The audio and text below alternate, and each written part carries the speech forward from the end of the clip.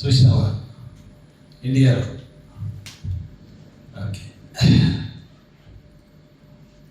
ప్రీతిగా బిడ్డారా, మరి గడిచిన నెల 20వ తారీఖు నుండి యూఏఈలో అనేక స్థలాల్లో దేవుడు నిలబెట్టి వాడుకుంటుండు. 29 సంవత్సరాల క్రితం నేను ఇక్కడ జాబ్ చేశాను. 29 సంవత్సరాల క్రితం మళ్ళీ దేవుడు మరి ఈ రీతిగా ప్రభు యొక్క పనిలో నన్ను తీసుకొచ్చి వాడుకుంటున్నాడు.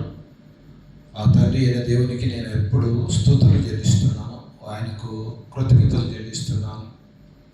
మరి వాస్తవంగా 24లో మరి నేను అనారోగ్యంగా ఉన్నప్పుడు దేవుడే తన కృప చేత నాకు ఆరోగ్యం ఇచ్చాడు. నాకు బ్రెయిన్ స్ట్రోక్ వచ్చింది, అందులోనే హార్ట్ స్ట్రోక్ కూడా వచ్చిందని డాక్టర్ చెబుతూ వచ్చారు. ఆయన దేవుని కృప ద్వారా ఆయన ఆరోగ్యం ఇచ్చి అనేకుల ప్రార్థన విని దేవుడే తన మహిమ కొరకు తిరిగి మళ్ళీ చేతులు పనిచేయడం కానీ, నోరు పనిచేయడం కానీ అన్నీ ఆయన కృప ద్వారా నాకు మంచి ఆరోగ్యం ఇచ్చాడు, మంచి స్పర్శనిచ్చాడు. ఈ దినాన ఈ రీతిగా మీతో కూడా మరి దేవుని యొక్క వాక్యాన్ని పంచుకోవడానికి దేవుడు కృప చూపుతూ వచ్చాడు. మరి నిన్నటి దినము కూడా ఆలయంలో అలాగే గెసిస్లో మరి ఇలా మరి పలు స్థలాల్లో దేవుడు వాడుకుంటుండు. అందుని బట్టి దేవునికి మహిమ. ప్రియ దేవుని పిల్లారా, మరి ఈరోజు ప్రాముఖ్యంగా మరి ఇండియాలో కానీ ఇప్పుడు అనేక చోట్ల ఒక ప్రాముఖ్యమైన ఆదివారముగా పరిగణిస్తూ ఉంటారు. కానీ వాక్యం విన్న మనకు లేక వాక్యం ఎరిగిన మనకు అన్ని ఆదివారాలు సమానమే. ఏంటంటే మరి దేవుని యొక్క వాక్యం అయితే సెలవిస్తున్న మాట మనము అనేక విషయాలు జాగ్రత్తగా ఆలోచన చేస్తే మరి ప్రకటన గ్రంథంలో అయితే నేను చెప్తా వినండి. ప్రకటన గ్రంథంలో రాయబడిన మాటలు ఏమున్నాయంటే, దేవుడు వర్తమాన భూత భవిష్యత్తు కాలంలో ఉండు సర్వాధికారి అయిన దేవుడు. ఇక ఈ మాటను మనం బట్టి మనం ఆలోచన చేస్తే ఆయన యుగములకు సర్వయుగములకు దేవుడుగా తండ్రిగా ఉన్నాడు. మానవుల యొక్క విమోచన కొరకు, మానవుల యొక్క రక్షణ కొరకు తండ్రి అయిన దేవుడు తన అనాది సంకల్పములోనే ప్రియకుమారుడైన యేసు క్రీస్తు ప్రభువును ఈ లోకానికి పంపాలని, ఎందుకొరకు అని మనం ఆలోచన చేస్తే వాక్యములో ఎన్నోసార్లు మనం విన్న మాటలే. పాపులను రక్షించడం కొరకు యేసు క్రీస్తు ప్రభు ఈ లోకములకు వచ్చేదని మాట నమ్మదగినది, పూర్ణ అంగీకారమునకు యోగ్యమునై ఉన్నదని రాయబడింది. ఆయన ఎవరి కొరకు వచ్చాడు, ఆయన ఎవరి కొరకు ఇదిగో ఈ లోకములో మరి శ్రమపడ్డాడు అనేది చాలామంది ఆలోచిస్తలేరండి. ఇంతగా బైబిలు చేతపట్టుకొని తిరిగే వాళ్ళు కూడా అనేకులు ఏదో ఇది ఇక ఏమంటా ఉంటారు, మట్టల ఆదివారం అని, ఏమండి, ఇక గుడ్ ఫ్రైడే, ఈస్టర్ అని ఇవన్నీ చెప్పుకుంటూ పోతున్నారు. కానీ మరి ఎందుకొరకు ఆయన ఈ లోకానికి రావాల్సి వచ్చింది, ఎవరి కొరకు రావాల్సి వచ్చింది అనేది మానవుడు ఇప్పటికీ ఆలోచిస్తలేడండి. బైబిల్ పట్టుకున్న వారు కూడా ఆలోచించడం లేదు. నా జీవితంలో కూడా 1982వ సంవత్సరం వరకు కూడా నేను ఎన్నో ఆచార క్రైస్తవునిగా ఉండి, మతభక్తితో ఉండి, దేవుని వాక్యాన్ని విని మరి ఆయన నా కొరకు ఈ లోకానికి వచ్చాడన్న కొన్ని సత్యాలు వాక్యం ద్వారా నేర్చుకున్నానండి. అందుకని ఇందాక మనం చెప్పుకున్న మాటలు, వర్తమాన భూత భవిష్యత్తు. ఆయన భవిష్యత్తును గురించి కూడా ఆలోచించి ఇదిగో మనకు ఎన్నో వాక్య భాగాలు మనకు రాయించి పెట్టిన సత్యాలు మనం చూస్తూ ఉంటాం. ఇప్పుడు దేవుని బిడ్డలారా, యేసు క్రీస్తు ప్రభు ఈ లోకానికి రావడానికి ముందుగానే ప్రవక్తలైన వారు మరి ఎన్నో విషయాలు ప్రకటిస్తూ వచ్చారు. అందులో అందరికంటే పెద్ద ప్రవక్తగా ఎంచే మరి యెషయా, ఆయన కూడా ఆయన రాకడ గురించి ప్రవచించాడు. అలాగే ఆయన మరణముని గురించి కూడా ప్రవచించారండి. ఆ విషయాలు మనం కొన్ని విషయాలు ఇక్కడ దేవుని యొక్క వాక్యములో నుండి చూసుకుందామండి. యెషయా గ్రంథము 53వ అధ్యాయము చూడండి. అక్కడ కొన్ని విషయాలు మనము మొదటి నుంచి చదివితే మనకు కొన్ని విషయాలు అర్థమవుతూ ఉంటాయండి. చదవండి. యెహోవా బాహు ఎవరికి బయలుపరచబడినో, లేత మొక్కల వలె ఎండిన భూమిలో మొలిచిన మొక్క వలెనో ఆయన ఎదుట పెరిగెను. చూడండి, ఇక్కడ మేము తెలియజేసిన సమాచారం ఎవడు నమ్మెను. అక్కడ నమ్మెను అనే కాడ మనకి ఏం కనబడుతుందండి? Question mark. ఏమండి, ఇప్పటికీ యేసు క్రీస్తు ప్రభు మానవుల రక్షణ కొరకు ఈ లోకానికి వచ్చిందని చెబితే ఏమండి నమ్ముతున్నారా? నమ్మడం లేదు. ఇంకా మన ప్రియులు ఇజ్రాయెల్ దేశంలో ఉన్న వాళ్ళు కూడా చెబుతున్నారు, అయ్యగారు ఇప్పటికీ యేసు క్రీస్తు ప్రభువుని ఇక్కడ ఉన్న యూదులు నమ్మడం లేదండి అని అంటారు. నిజమే. ప్రతి దేవుని బిడ్డలారా, ఇప్పటికీ మన ఇండియా దేశంలో కూడా చూస్తే ఏమండి ఆయన మన కొరకు వచ్చాడని, మన కొరకు ప్రాణం పెట్టాడని ఇవన్నీ చెప్తా ఉంటే ఇది మతబోధ అని చెప్తా ఉంటారు. రెండవది ఏమంటా ఉంటారంటే ఇదిగో విదేశీ బోధ అని చెప్తా ఉంటారు. ఏమండి, అయితే ఈ మాటను నమ్మడం లేదు. అందుకే కింద రాయబడిన మాటలు మనము ఆలోచన చేస్తే చదవండి. యెహోవా బాహు, యెహోవా బాహు లేక ఆయన బలము, ఆయన శక్తి ఎవరికి బయలుపరచబడ్డది? ఇదిగో ప్రియ దేవుని బిడ్డలారా, దేవుని వాక్యము చెప్తా ఉంటుంది. చూస్తారా? మత్తయి సువార్త 21వ అధ్యాయము ఇదిగో ఎవరికి బయలుపరచబడ్డది అనే దాన్ని మనము ఇక్కడ దేవుని యొక్క వాక్యములో నుండి చూస్తే ఎన్నో విషయాలు. ఏమండి, 21వ అధ్యాయం 16వ వచనం చదవండి. 21:16. వీరు చెప్పుచున్నది వినుచున్నావా? వీరు చెప్పుతున్నది వినుచున్నావా ఆయన అడిగిరి. అందుకు యేసు వినుచున్నాను, బాలుర యొక్కయు చంటి పిల్లల యొక్కయు నోట శాస్త్రము సిద్ధింపజేయబడిన మాటలు మీరు వినలేదా? చూడండి, చదవలేదా?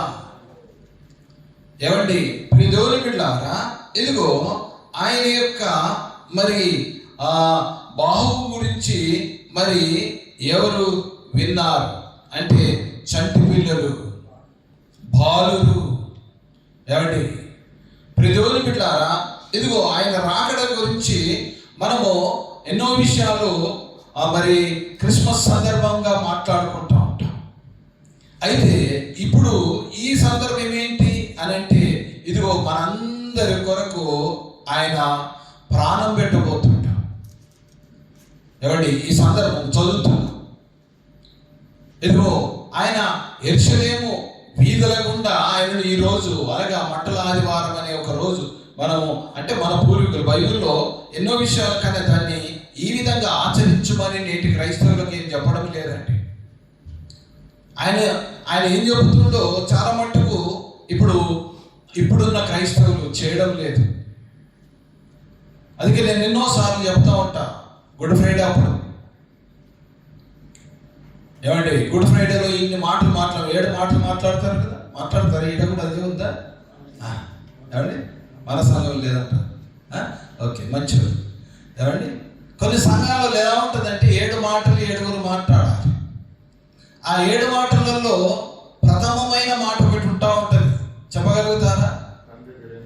ఆ మీరేమి చేసినది ఏమండి, ప్రథమమైన మాట అది. తండ్రి వీరేమి చేయించున్నారు, వీరు కనుక వీరిని మనం క్షమిస్తామా? అసలు నేను ఎప్పుడు ప్రశ్నిస్తాం ఆ సంఘంలో కూడా. ఆ మాట పలకడానికి సులువుగానే ఉంది, కానీ ఎవరైనా నీ పట్ల తప్పు చేస్తే, నీ పట్ల ఎవరైనా దూషణ మాటలు పలికితే ఈ మాట అంటామా మనం? ఎవరిని అంటామా? అనలేమండి. ఏమండి, ఇప్పుడు దేవుని బిడ్డలారా, నా అనుభవపూర్వకంగా చెప్తా ఉంటున్నా, యేసు క్రీస్తు ప్రభు ఏదైతే మనకు చెప్పాడో దాన్ని చేస్తేనే మనము విశ్వాసులము, లేదా ఆయన బిడ్డలం, లేక ఆయన తమ్ములం, ఆయనను అనుసరించిన వారముగా ఉండాలి. అందుకే కదా ఆయన ఏమన్నాడు, నా అడుగుజాడలు నేను మీకు మాదిరి ఉంచిపోయాను. ఆయన అడుగుజాడలు మాదిరి, ఆయన మాటలు మాదిరి, ఆయన జీవితం మాదిరి. ప్రతి క్రైస్తవునికి ఇది మాదిరిగా ఉండాలండి ఆ జీవితం. అందుకే పౌలు కూడా ఏమన్నాడు, నేను క్రీస్తును పోలి నడుచుకున్న ప్రకారం మీరు నన్ను పోలి. చూడండి దేవుని పిల్లారా, పౌలు గారు ఎన్ని విషయాలండి. నేను పూర్వము ఏమండి ఎలా ఉన్నాడో, ఇప్పుడు ప్రభు తన మనోనేత్రములు వెలిగించిన తర్వాత ఎలా ఉన్నాడో ఆయన చెబుతూ వచ్చారండి.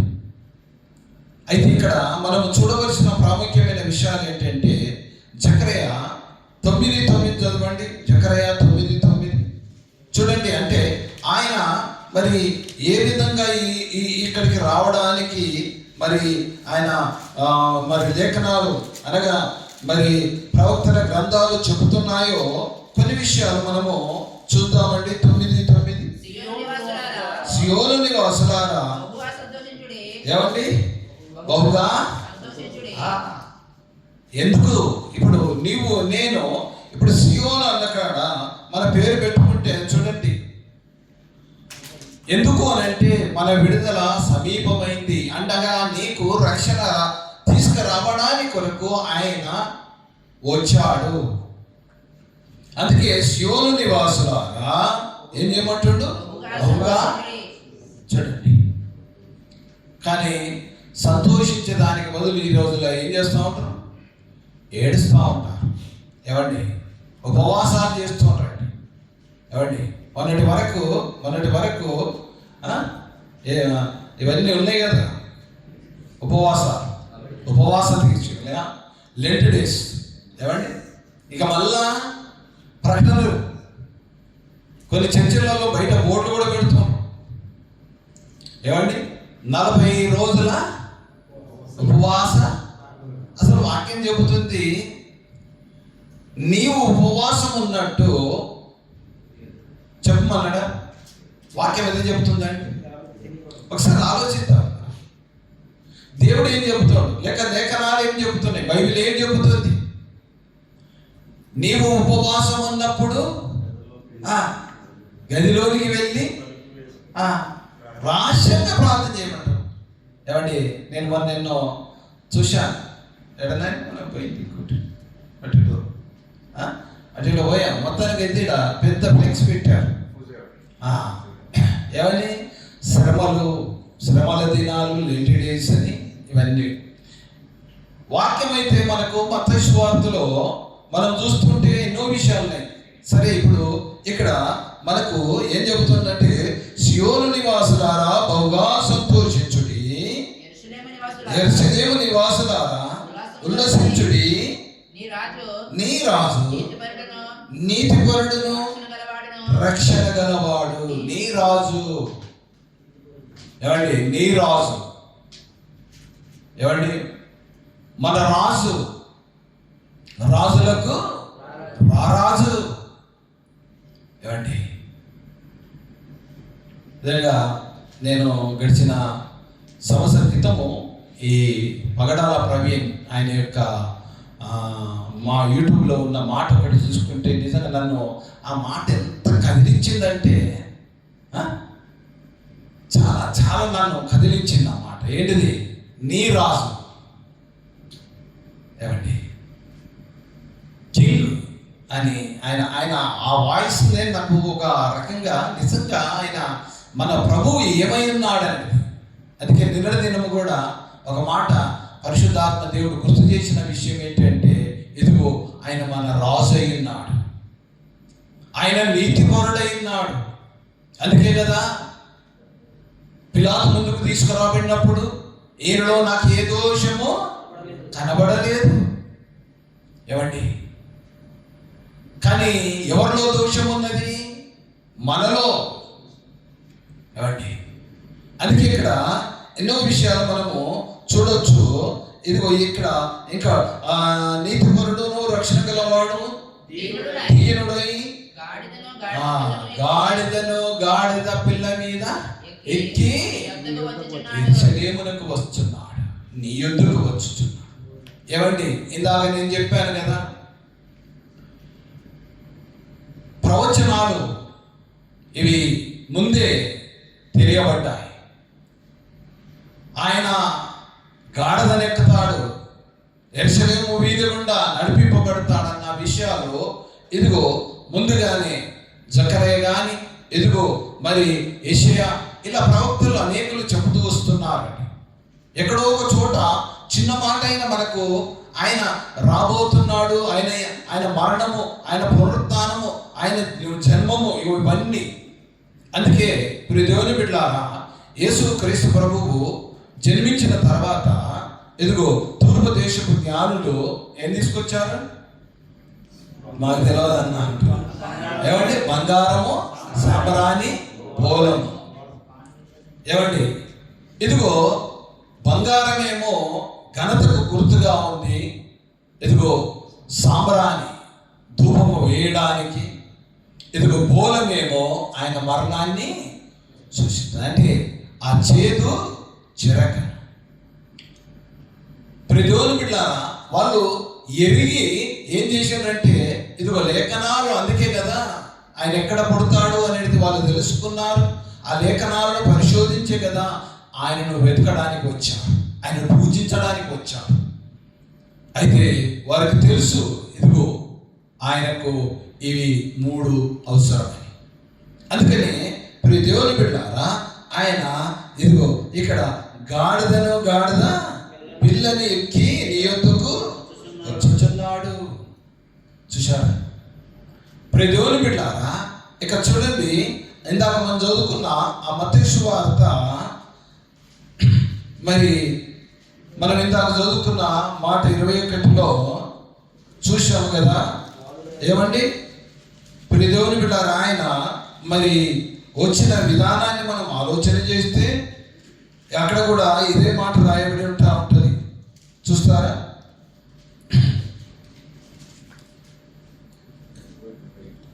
ఇరవై 21లో ప్రియ దేవుని బిడ్డలారా చూడండి, మరి 2వ వచనం చదవండి. 21లో 2వ వచనం, మీ ఎదుట ఉన్న గ్రామములోనికి వెల్లుడి, వెళ్ళగానే ఏమండి, కట్టబడి ఉన్న ఒక గాడిద. చూసారా, కట్టబడిన గాడిద. నా మటుకు నేను అనేక సార్లు మరి ఈ వచనాన్ని గురించి ఆలోచన చేసినప్పుడు, కట్టబడిన గాడిద. ఏమండి, ప్రియ దేవుని బిడ్డారా, బాగా ఆలోచన చేద్దాం ఈ మాటను. కట్టబడిన గాడిద ఎవరు అనేది ఆలోచన చేస్తే, ఇదిగో ఆ కట్టబడిన గాడిద ఆనాటి కాలంలో ఇదిగో మరి ఒక గ్రామంలో కనబడ్డట్టు మనం చూస్తూ ఉంటున్నాం. దాన్ని విప్పి తీసుకురండి అని ఎవరికి కావాలట? ఇది ప్రభువునకు కావలసి ఉన్నది. ఏమండి, ప్రియ దేవుని బిడ్డలారా, ఇదిగో 1982వ సంవత్సరం వరకు నేను కూడా ఒక కట్టబడిన గాడిదలాగా ఉండేటండి, మత కట్టడలో ఉన్నవాడిని. నేను ఆ దినాల్లో నా యవన కాలంలో ఇలా ఈ గుండిప్పి ఇక్కడ సిలువ కనబడాలి. ప్రియ దేవుని బిడ్డలారా, ఎందుకు చెబుతా ఉంటున్నానంటే మత కట్టడలో ఉన్న వాడిని పేరుకు మాత్రం యేసుదాసుగానే ఉండే, కానీ జీవితం మాత్రము ఎదుగో అనేకమైన లోక సంబంధమైన కట్టడలో ఉండి ఉంటుంది, అనేక లోక సంబంధమైన బంధకాల్లో ఉండి ఉంటుంది. 1982 12వ తేదీ 5వ నెల దేవుడు నన్ను సంధించాడు వాక్యం ద్వారా. ఆ వాక్యము ప్రసంగి 11:9-10 వచనాలండి. యవనుడా, నీ యవన కాలమందు తినుము తాగుము, నీ దృష్టి యొక్క ఇష్టము చొప్పులను ప్రవర్తించుము, అయితే వీటన్నిటిని బట్టి దేవుడు నిన్ను తీర్పులోనికి తెచ్చునని జ్ఞాపకం ఉంచుకును. లేత వయసును నడిపాయములు గతించిపోవచ్చున్నవి గనక నీ దేహమును చెరుపదాన్ని తొలగించుకును, నీ హృదయంలో నుండి వ్యాకులను తొలగించుకో. ఈ మాటలతో దేవుడు నన్ను సంధించాడు. ప్రియ దేవుని బిడ్డలారా, నేను ఆ దినాన నాకు బైబిల్ లేదండి. ఏదో అలా ఒక వ్యక్తి మరి ఇలా నువ్వు పేరు యేసుదాస్ అంటున్నావు కదా, చర్చికి వస్తావా, వాక్యం వింటావా, ఇక్కడ ఆరాధన నడుస్తుంది వస్తావా అని నన్ను ఇది గల్ఫ్ ప్రాంతంలో అనగా బహ్రెయిన్లో నన్ను ఒక వ్యక్తి తీసుకెళ్ళాడండి. ఆ రోజు ఈ 2 మాటలు విన్నాను. ప్రసంగి 11:9-10 వచనాలు విన్నాను. అప్పుడు చెప్తా ఉంటుండ్రు, ఇదిగో ఇన్ని రకాల మరి పాపములు, మరి అనేకమైన లోక సంబంధమైన అలవాట్లతో నీవు ఉన్నావు అని నా జీవితం గురించి ఈ బైబిల్ మొత్తం విప్పి చెబుతా ఉంటే అసలు నాకు అర్థం కాలేదు. మళ్ళీ కొంతకాలానికి తెలిసిన వాళ్ళని అడిగాను. అడుగుతప్పుడు దాంట్లో ఉన్న భావాలు చెప్పారు. నిజమే, నేను మారు మనసు లేకుంటున్నా. ఇదిగో ఇక్కడ కట్టబడిన మరి గాడిద ఏ విధంగా అయితే ఉన్నాదో నా జీవితం కూడా అలానే ఉండండి. ఎప్పుడు విడుదల పొందారంటే ఇదిగో ఆయనకు ఏమన్నదంట ఇక్కడ, ఆయనకు కావలసి ఉన్నది. ఇదిగో వాక్యం కూడా చెబుతూ ఉంటుంది, పాప భారం మోసుకొనిస్తున్న సమస్త జనులారా నా ఎద్దుకు రండి, నేను మీకు విశ్రాంతి అనే వాక్యం. ఏమండి, ఎప్పుడైతే నేను అనేకమైన వాక్యాలు విన్నాను, అప్పుడు ఇదిగో అతడు పాపములు చేసిన వాడైతే పాప క్షమాపణ పొందాలని వాక్యం విన్నా. అవును, అనేకమైన పాపాలు చేసి అనేకమైన ఇదిగో మరి ఈ లోక సంబంధమైన అలవాట్లో నేను ఉండిపోయా, అనేకమైన కట్టడలో ఉండిపోయా. కానీ ఎప్పుడైతే ఇదిగో మరి యేసు ప్రభువు తన వాక్యము ద్వారా, పరిశుద్ధాత్మ వాక్యము ద్వారా నన్ను సంధించాడు, అప్పుడు ఇదిగో నాకు విడుదల కలిగిందండి. అప్పుడు నేను ప్రభువును అందుకే దేవుని వాక్యం చెబుతుంది కదా, ఎందరూ తన అంగీకరించదురో వారందరినీ దేవుని కుమారులగుటకు అధికారం అందించు. ఎదుగో నన్ను మరి కట్టబడిన గాడిద ఏ విధంగా అయితే మరి విడిపింపబడ్డాదో అలాగే ఇదిగో నేను కూడా విడిపింపబడ్డ రోజు అంటే అది. కావున ఇక్కడ మరి కట్టబడిన గాడిద విషయంలో మనం చూస్తూ ఉంటే మరి ఇక్కడ మళ్ళీ ఆ మాట చదవండి. గ్రామమునకు వెల్లుడి వెళ్ళగానే గాడిదయు పిల్లయు కనబడును, వాటి విప్పి నా ఎద్దుకు తోడుకొని రండి. చూశారు ఈ వచనాన్ని మనము ఇందాక జకర్యాలో కూడా చూశాము కదా, ఆయన గాడిద వాహనం మీద వస్తాడు. చూడండి, అందుకే వర్తమాన భూత భవిష్యత్తు కాలంలో ఉండే దేవుడు అన్ని ముందుగానే ఇవన్నీ చెబుతూ వస్తున్నాడు. కాబట్టి ఇక్కడ మనం చూస్తే ఆ యెషయా గ్రంథములోనే మనం 53లో చాలా విషయాలు ఉన్నాయండి. అక్కడ మరి చెప్పడానికి మనకు సమయం అంతా లేదు, కానీ ప్రియ దేవుని బిడ్డలారా ఇక్కడ కొన్ని విషయాలు మాత్రము చూద్దామండి. ప్రియ దేవుని బిడ్డలారా మరొకసారి 53కి రండి. 53కి రండి. యెహోవా బాహువు ఎవరికి బయలుపరచబడినో, లేత మొక్క వలెను, ఎండిన భూమిలో మొలిచిన మొక్క వలెను అతడు ఆయన ఎదుటే పెరిగెను. చూసారా, ప్రియ దేవుని బిడ్డలారా, ఇదిగో ఆయన గురించి రాయబడుతున్న సత్యాలు. అందుకే లేత మొక్క వలె అతడు పెరిగాను, ఎండిన భూమిలో మొలిచిన మొక్క వలె పెరిగాను. అతడు పెరిగాను. ఏమండి? ఆయనకు స్వరూపమైనను సొగసైనను. కానీ యేసు క్రీస్తు ప్రభు ఎంత మంచి స్వారూప్యం కలిగిన వాడు. అందుకే నీతిపరుడు. ఏమండి? ఆయన ఏమైనాడు? నీతిపరుడు. నేను నిన్న కూడా చెప్పాను, యేసు క్రీస్తు యొక్క జన్మలో పాపము లేదండి. ఆయన 33.5 సంవత్సరాలు జీవించిన జీవితంలో పాపము లేదండి. ఏమండి? ఆయన మరణించిన సమయంలో కూడా మనం ఆలోచన చేస్తే మాటలో కూడా ఆయనకు పాపము లేదు.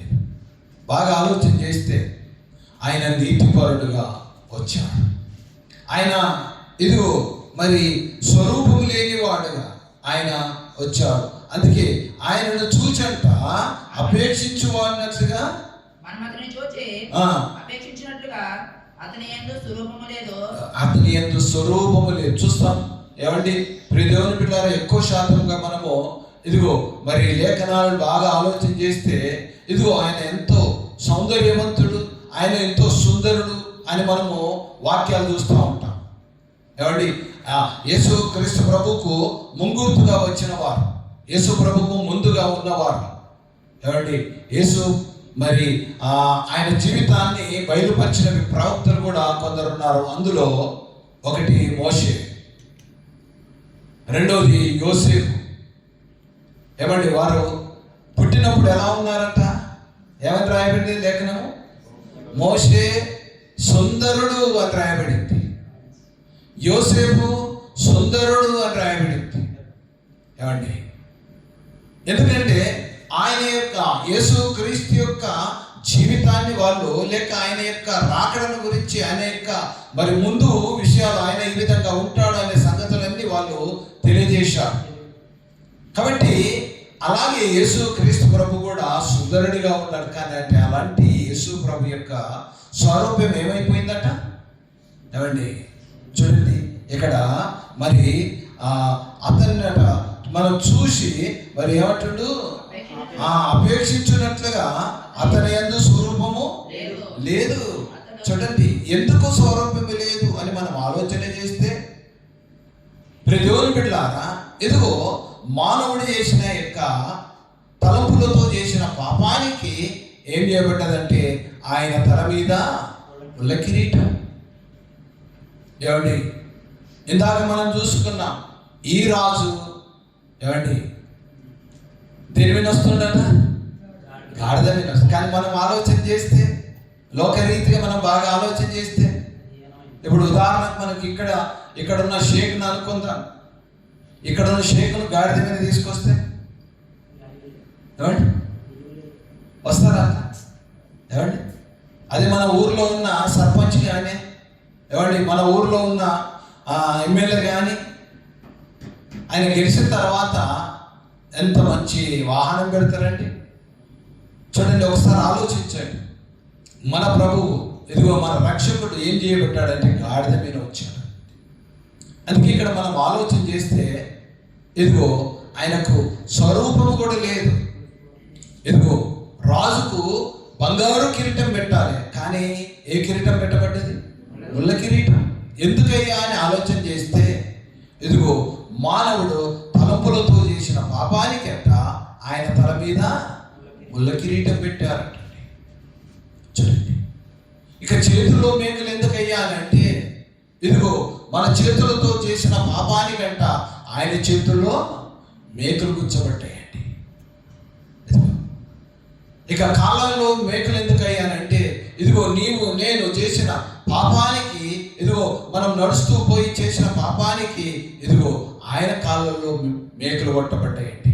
ఇక పక్కలో బల్యం పోటు ఎందుకు అయ్యా అని మనం ఆలోచన చేస్తే ఇదిగో మనిషి చేసిన ఇదిగో పొట్ట తిప్పల కొరకు చేసిన అనేక పాపాల కొరకు ఏం చేయబడ్డది? ఆయన పక్కలో బల్యము పోటు అండి.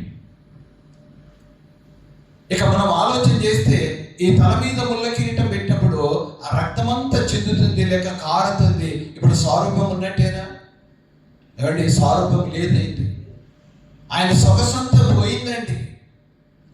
ఆయన ఎంత సుందరుడుగా ఉన్నాడో అంత వికారముగా మారిపోయాడు. కారణం ఏంటంటే ఇదిగో ఈ యెషయా గ్రంథములోని మనము చూస్తే ప్రియ దేవుని బిడ్డలారా, చూడండి 4వ వచనం చదువుదాం. నిశ్చయముగా అతడు మన రోగములను భరించెను. నిశ్చయముగా అతడు మన రోగములను భరించెను. మన రోగం ఏ రోగము? పాప రోగము. ఏమండి, తలంపులతో చేసిన పాప రోగం ఉంది.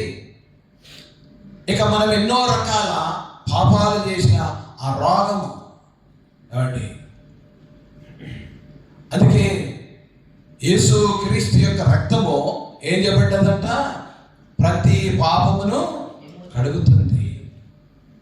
యేసు రక్తము ప్రతి పాపమును కడుగుతుందని మనకు 1 యోహాను పత్రికలో 7వ వచనంలో ఈ మాట కనబడుతూ ఉంటుందండి.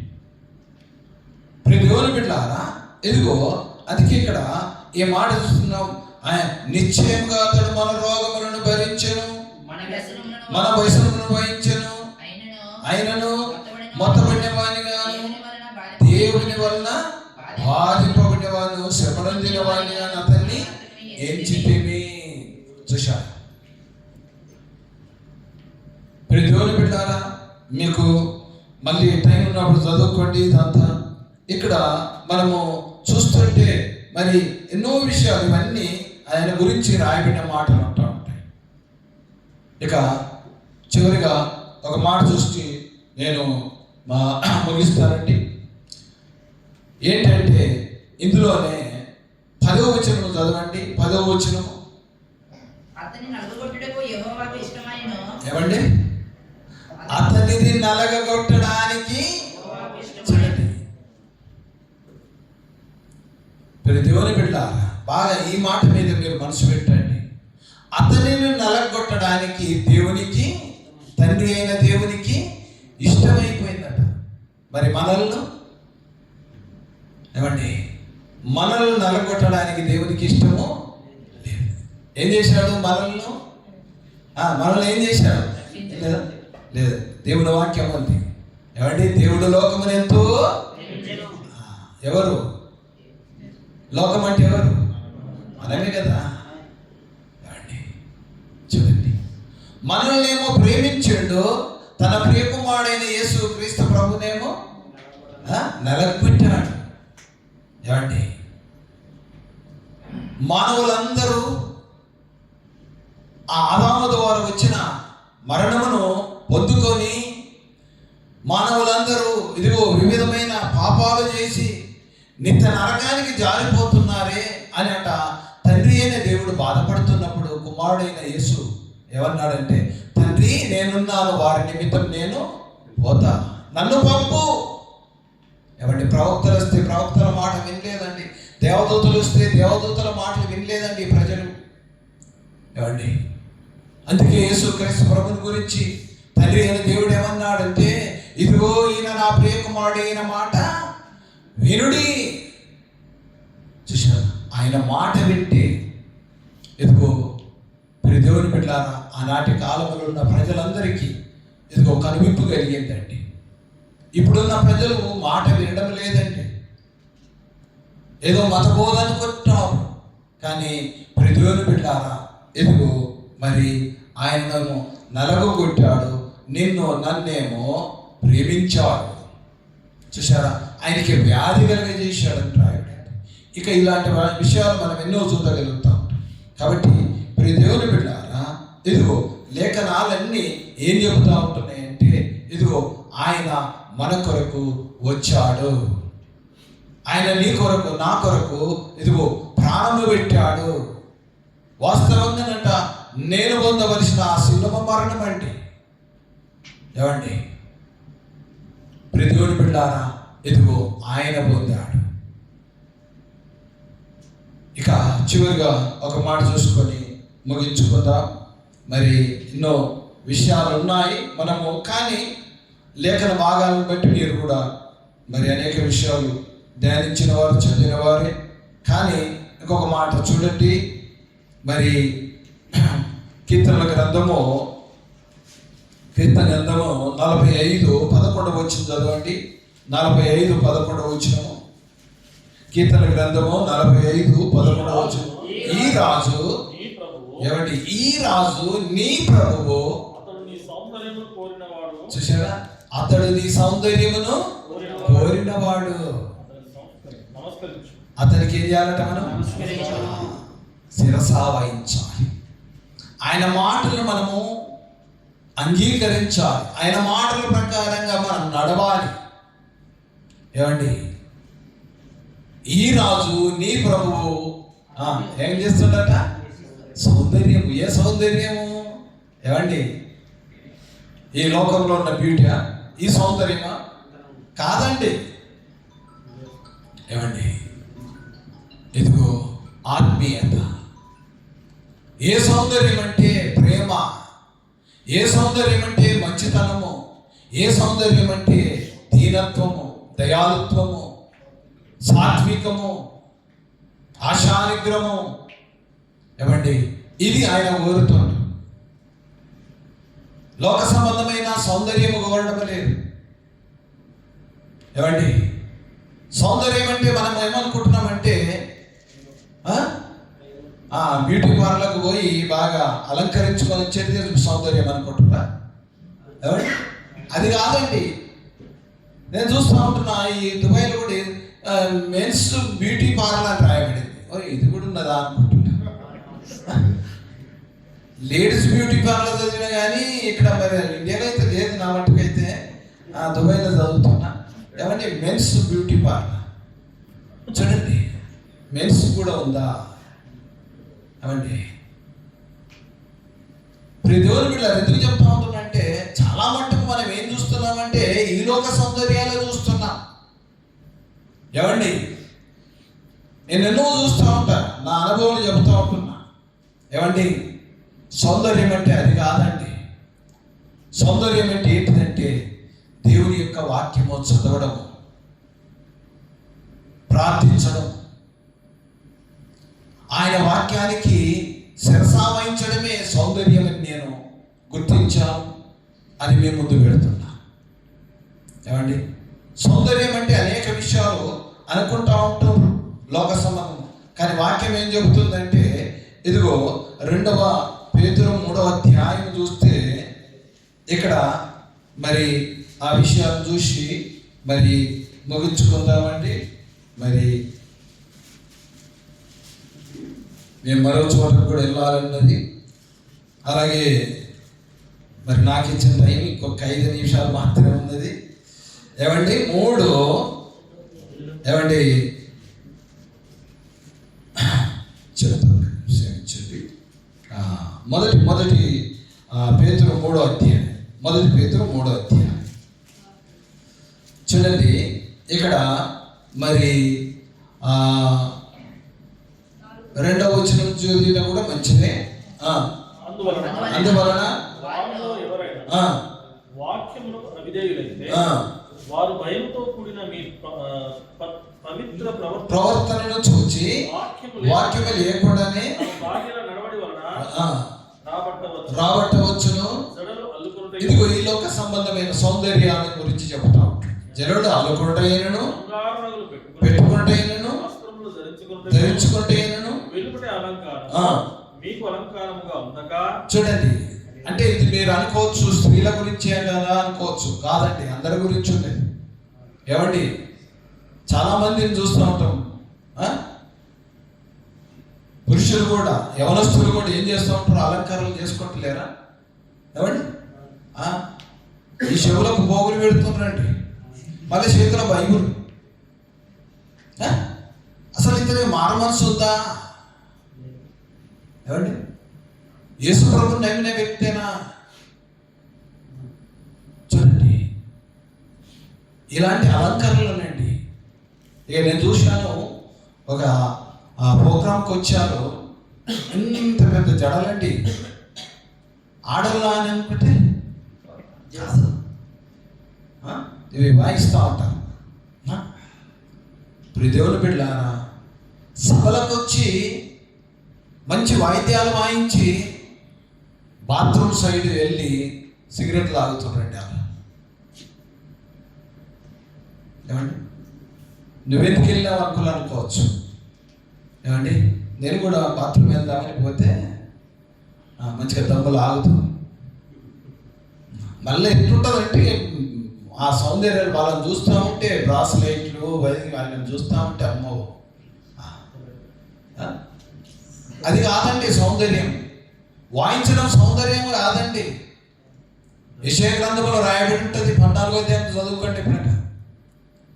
వాని సౌందర్యము అదంతా ఏం చేయబడుతుందంటే పోతుందంట ఒకరోజు. ఈ సౌందర్యాలు, ఈ సౌండ్ సిస్టమ్, ఇదంతా ఈ పాటలు ఇవన్నీ ఎట్లుంటాయంటే వాణి అంటే ఇవి. ఏమండి, ఇప్పుడు అదే అయిపోయింది. ఇప్పుడు సమాజంలో ఎక్కడైతే ఎగిరి గంతులేస్తారో అదే నిజమైన ఆరాధన అనుకుంటున్నారండి సమాజం. సరే, ఏదేమైనప్పటికీ ఇక్కడ మనకు ఇదిగో ఇలాంటి సౌందర్యం మీకు అలంకారముగా ఉండక, చూడండి ఇది అందరికీ, స్త్రీలకే కాదు. ఇది చాలా మట్టుకు ఏమనుకుంటారంటే స్త్రీల గురించే మాట్లాడుతుంది కదా, స్త్రీలే కదా బాగా అలంకారం చేసుకుంటే. కాదండి,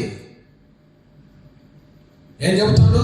సాధువైనట్టు, మృదువైనట్టు, గుణము గుణము. ఏమండి,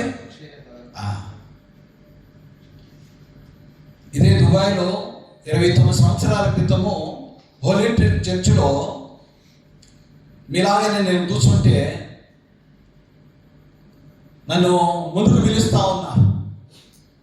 ఇప్పుడు తగ్గిపోయిందిలే. ఏమండి, వారికి ఏర్పాటు చేసిన ఆ స్థలంలో వారు వచ్చి కూర్చోవాలని అలాంటి కాలంలో మరి మేమున్నప్పుడైతే. ఇప్పుడు అదంతా ఏం లేదు, మరి ఆ పిలుపు రాలేదు ఇంతవరకు. ఏమండి, సరే ఎందుకు చెప్తా ఉంటున్నంటే, ఇదిగో నేను మీలాగనే కూర్చోదు, కానీ ఇదిగో చాలాసార్లు ఆ వాలంటీర్ చర్చిలో వాక్యం చెప్పడానికి ఆహ్వానించిన రోజులు నేను పైకి రమ్మని కూర్చోమని చెప్తే కూర్చోపోదండి. ఏమండి, ఆ పైన నాకు తెలిసిన ఒక సివిల్ ఇంజనీర్ ఉండే పెద్ద ఆయన పక్కన కూర్చోవడంటే నాకు అర్హత లేదండి. నేను అంత పెద్దగా చదివిలోనే కాదండి ఆయన పక్కన కూర్చోవడానికి. కానీ ఏంటంటే దీనత్వం కలిగి ఉండడం నేను మొదటి నుంచి నేర్చుకున్న సత్యాలండి. కాబట్టి ఇక్కడ మరి సాధువైనట్టు, మృదువైనట్టు అయినా చూశారా, అక్షయాలంకారము గల మీ హృదయపు అంతరంగ స్వభావమందు మీకు అలంకారముగా ఉండాలి. ఏమండి, ఇవి ఆయన కోరుతుంది. అందుకే నీ రాజు, నీ ప్రభువు ఏం కోరుతున్నాడు? నీ సౌందర్యము కోరుతున్నాడు. ఆయన మనకు సౌందర్యాన్ని ఇవ్వడానికి వచ్చాడు. ఆయన నీకు నాకు ఇదిగో మరి ప్రేమను పంచడానికి వచ్చాడు. ఏమండి, ఆయన సొగసును మనకిచ్చాడు. అందుకే ప్రభువు అన్నాడు చివరిగా మాట ఏమంటుందంటే, నా అడుగు జాడలను నేను మీకు మాదిరి ఉంచిపోయాను. ఏమండి, అదే పేతురులోనే కనబడుతుంది ఈ మాట. ఏమండి, ఆయన అడుగు జాడలు ఏం చేశాడంటే మనకు మాదిరి. ఏమండి, మాదిరి జీవితము కలిగిన వారముగా ఉందా. అనేకులను ఏం చేద్దామంటే ఇదిగో ప్రభు సన్నిధికి నడిపిద్దాం. మన స్నేహితులు కావచ్చు, మన బంధువులు కావచ్చు. ఏమండి, మేము ఈ యొక్క గల్ఫ్ ప్రాంతంలో నేను బహ్రెయిన్లో 9 సంవత్సరాల వరకు ఉన్నాను. ఇదిగో అనేకులకు ఏం చేశామంటే ప్రేమను పంచి ప్రభు దగ్గరికి నడిపించామండి. ఇక్కడ కొద్ది రోజులే ఉన్నాం. అందుకే ఆ టైంలో నాకు ఈ ఓ సామెత గుర్తొస్తూ ఉంటుంది, ఎత్తులోనికి బుద్ధి లేదు, బుద్ధిలోనికి ఎత్తు లేదండి. ఏమండి, నేను దుబాయ్లో ఉన్నప్పుడు ఒక ఆయనకు కారు ఉంది, డ్రైవింగ్ లైసెన్స్ ఉంది. అన్నకి క్యాంపులలో పోయి కొందరికి మరి దేవుని మాటలు పరిచయం చేద్దాం, దేవుని పరిచయం చేద్దాం, యేసుక్రీస్తు ప్రభువుని గురించి చెప్దాం రా అన్న నీ కారు అంటే, అన్న నాకు డ్యూటీ ఉన్నదన్న, అన్న నాకు బిజినెస్ అన్న. ఏమండి, ఇలా ఉంటుందండి. కానీ ఇప్పుడు దేవుని బిడ్డలారా, ఆయనను మనం పరిచయం చేద్దాం, మన రాజును ఇతరులకు పరిచయం చేద్దాం. అందుకే బుర్జ్ ఖలీఫాని ఇప్పుడు ప్రపంచం అంతటికి పరిచయం చేసేది. ఏమండి బుర్జ్ ఖలీఫా ఇప్పుడు ఆయన రాజు పేరేనా? అది నాకు తెలియదు, మరి రాజు పేరేనా? ఓకే, ఏమండి ప్రపంచం అంతటికి పరిచయం చేసి. కానీ మన రక్షకుని ఎంతమందికి పరిచయం చేస్తున్నాం? ఏమండి ప్రతి స్థలంలోనికి, ప్రతి గ్రామంలోనికి ఇదిగో ఆయనను పరిచయం చేసే వ్యక్తులుగా మనం ఉండాలండి. అందుకే మనల్ని ఏర్పరచుకున్నాం. అందుకే నిన్ను ఇదిగో ఆయన సన్నిధికి రప్పించాడు. ఇదిగో మన కట్టలు కూడా విడిపించాడు.